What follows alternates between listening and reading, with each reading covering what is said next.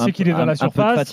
Il sait que dès qu'il y a le moins de contact, il va tomber. Mais le but, quand tu as le ballon et que les défenseurs veulent défendre sur toi, tu rentres. Le but, c'est de rentrer dans la surface. Absolument. Déjà, c'est de couper la course des défenseurs.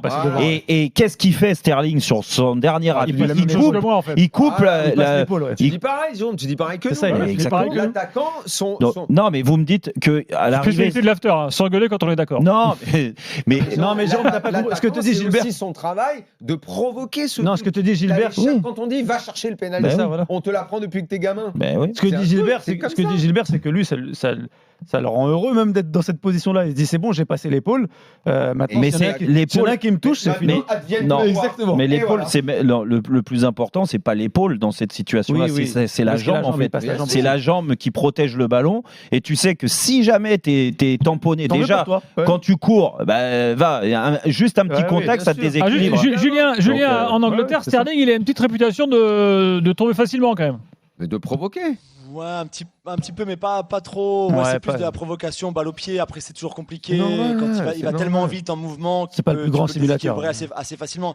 Ouais, il y a parfois plus de débats sur Kane, par exemple, qu'on a vu en première période, en deuxième période, où il y a faute contre lui dans la surface. D'ailleurs, ils font appel à la VAR juste pour checker s'il y a penalty ou pas. Et c'est vrai qu'on a parfois plus la polémique, ou en tout cas la discussion pour Kane que pour Sterling. Mais à partir du moment où l'arbitre a donné, les arbitres ils savent que tel joueur fait ça, tel joueur fait ça.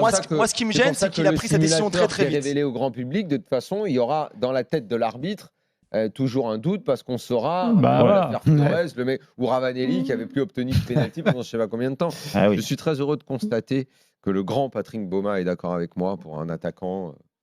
Ça me comprend. Et t'as validé. Moi, j'aime bien quand Patrick est d'accord avec moi. Patrick, ça me permet de placer que Patrick Bauma sera dans le numéro 2 de la revue de l'After. Absolument.